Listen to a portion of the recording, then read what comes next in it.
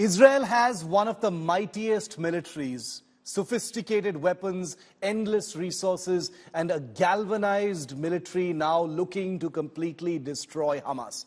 But one of the reasons why the ground operation into the Gaza Strip has been slower and much more deliberate is because of the innovative, cost-effective terror tactics used by Hamas terrorists, which are now coming true. In the opening days of this conflict, viewer, if you remember, I here on 5 Live on India Today had told you about how the lethal use of drones would become visible very, very soon.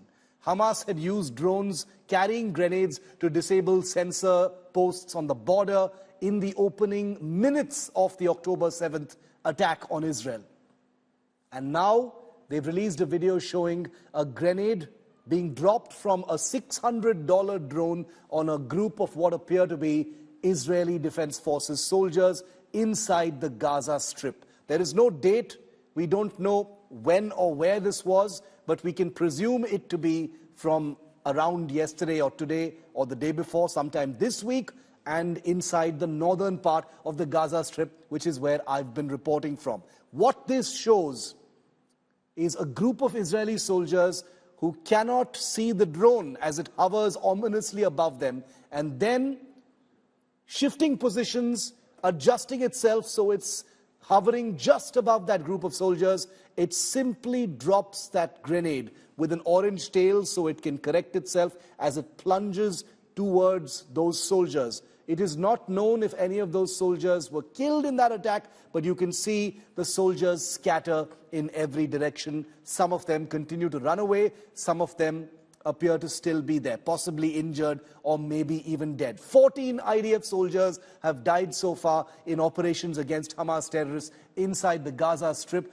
But this video put out by Hamas confirms a latent fear that drones, cheap drones that can be procured in their hundreds using smuggling routes operated by the Hamas and hidden in tunnels, can be deployed with devastating effect, and they are very, very difficult to detect. Now remember, the ISIS had used drones armed and rigged with explosives to devastating effect in Syria and Iraq.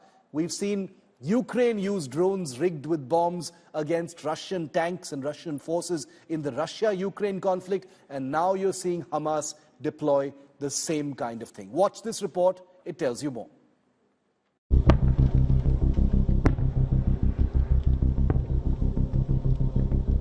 Israel is pounding Gaza with it. Their troops are on the ground inside Gaza, smoking out Hamas terrorists. As the war enters a decisive phase, Hamas has retreated to the underground tunnel network from where they're planning and executing guerrilla attacks. Their counterattacks also feature rocket and drone launches. The outfit has released footage showing an armed drone attacking a group of IDF soldiers in Gaza. In this clip, Hamas drone can be seen firing grenade at Israeli ground troops. The Hamas leadership has threatened they will carry out October 7 style attack again and again until Israel is annihilated. لازم نقدمها وحنقدمها مرة ثانية وثالثة، ومش هذا حتكون طوفان الأقصى أول مرة، لا حتكون ثانية وثالثة ورابعة لأنه إحنا لدينا. We will repeat the October 7 attack time and again until Israel is annihilated. We are victims. Everything we do is justified. معلش بدي أقول لك بشكل واضح، إحنا اسمنا شعب الشهداء. Hamas leader Khalid Mashal described the October 7th terror attack as an invasion that will pave the way for Israel's defeat. 7 أكتوبر فتح الطريق الأوتوستراد highway. Hamas's October 7, 2023 invasion of southern Israel paved a huge highway towards the removal of Israel. Muslims need more Islamic scholars. We have friends among the Christians, even among the Jews, as well as the global left. Russia and China have good positions. They can do more for the Palestinians, and this is the opportunity to change the current US-dominated unipolar world order.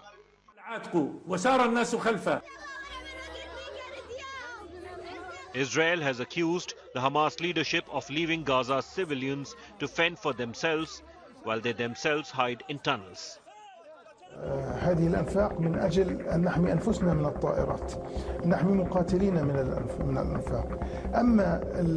أما القطاع غزة فأنت تعلم والجميع يعلم بأنه 75% منه لاجئين، واللاجئين هو مسؤولية الأمم المتحدة في حماية. سمعنا صوت أولاد صغار في قلب بيش. Tel Aviv has also released videos of alleged Hamas terrorists claiming they have killed civilians, including kids. وانا اول شيء ما دخلناش على المعلومه، ما قعدنا في الشيشه، قعدنا في الاوضه وكنا طمع.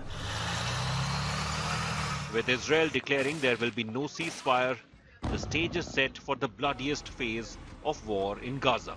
Bureau Report, India Today. And just remember that each of those drones costs anywhere between $600 and $1,000 if you add a grenade to it, which basically means for $1,000 and deployed in numbers, the Israeli forces really have a potential nightmare on their hands. Now, after the aerial drones that you've just seen and we've shown you in this video that the Hamas has put out, the Hamas has also put out a video of submarine drones.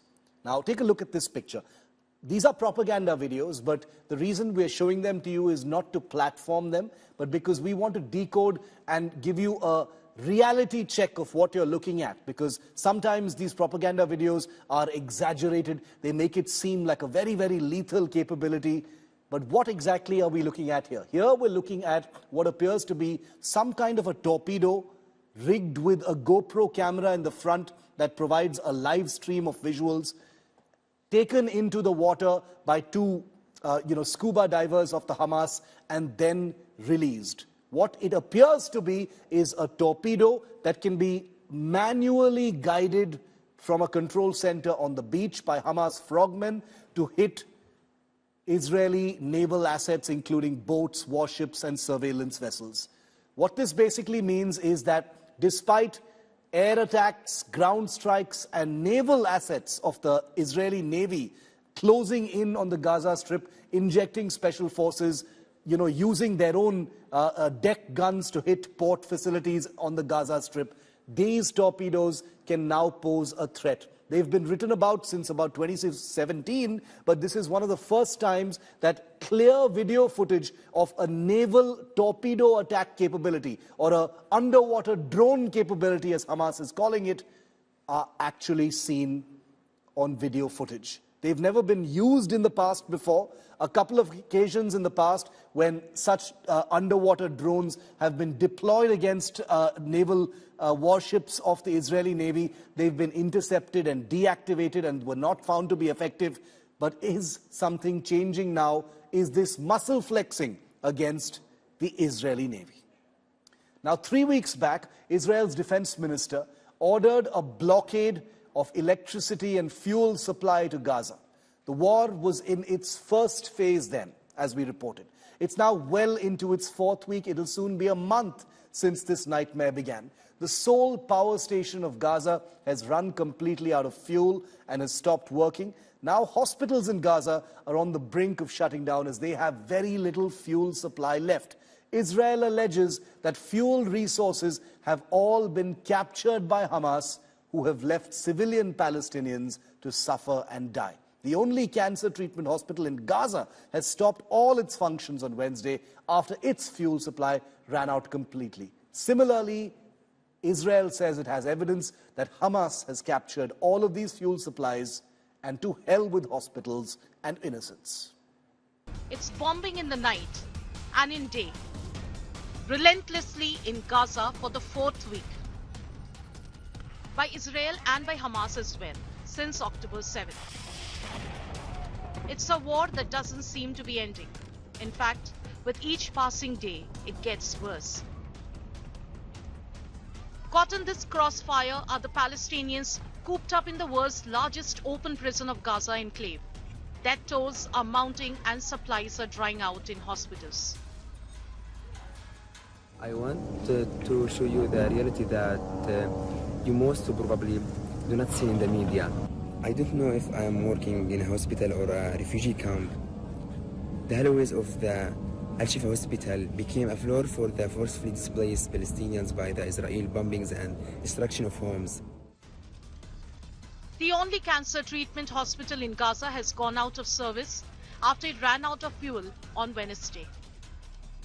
Normally we would have had several hundred people going every day for advanced medical care, and they haven't, of course, been able to get those things. And now, with many of the hospitals, with at least 5 hospitals not functioning, and the Turkish Friendship Hospital, which provides cancer care, saying they've had to stop most services and they'll have to stop everything in the next 24 hours, we have many, many people with their chronic conditions just not getting the care.